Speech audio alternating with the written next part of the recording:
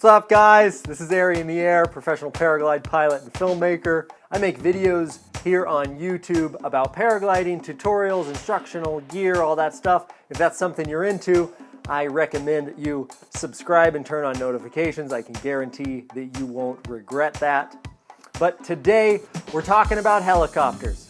How to do them, how to learn them, how not to fuck them up. Ready? Let's go. See ya.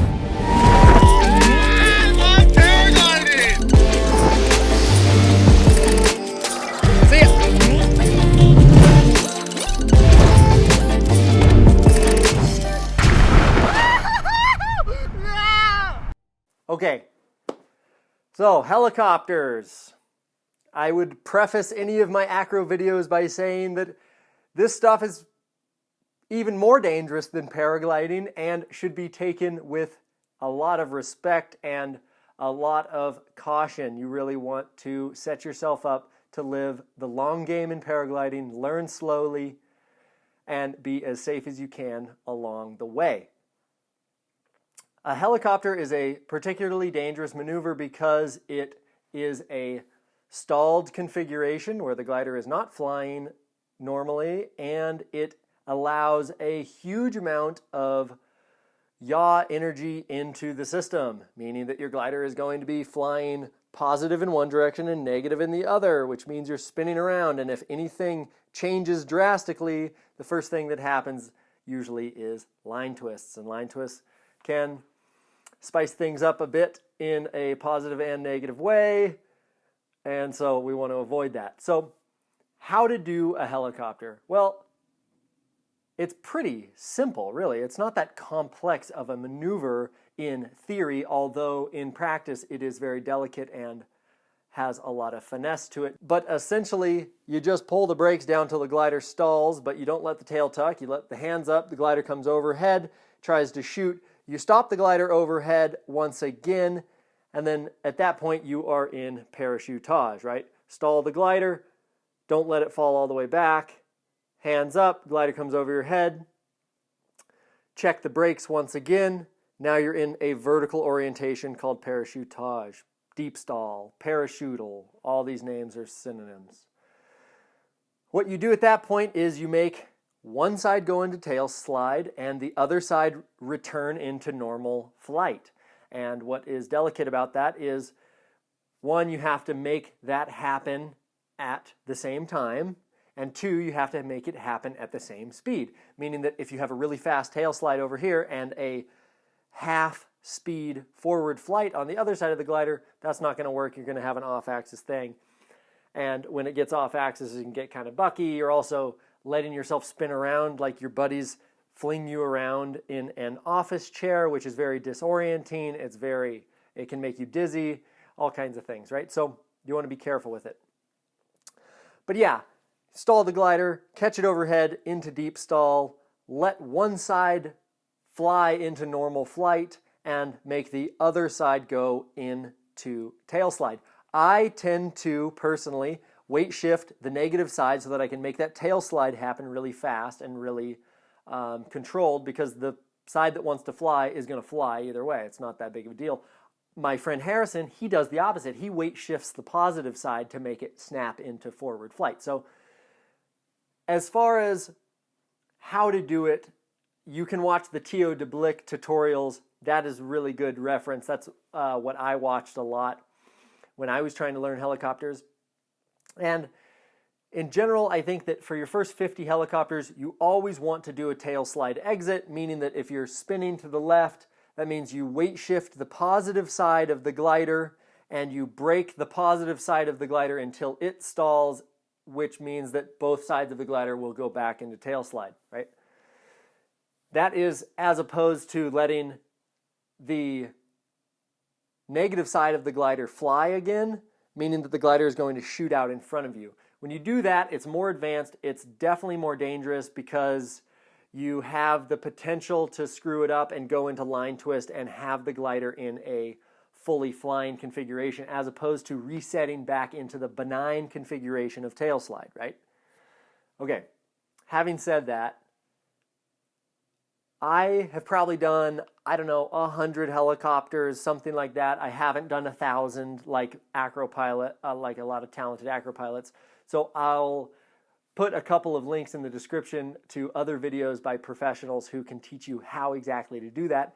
But I think a valuable piece of insight that I can give you today is how to learn a helicopter, what your progression should look like to really do it on the conservative side of progression. So I would start by saying that helicopter is an advanced acrobatics maneuver that starts in its inception with stalled and deep stall configurations, and you have to be really, really versed in those to begin to play around with the helicopter to do it in any kind of remotely safe manner. So I would say that you're looking for probably 100 full stalls.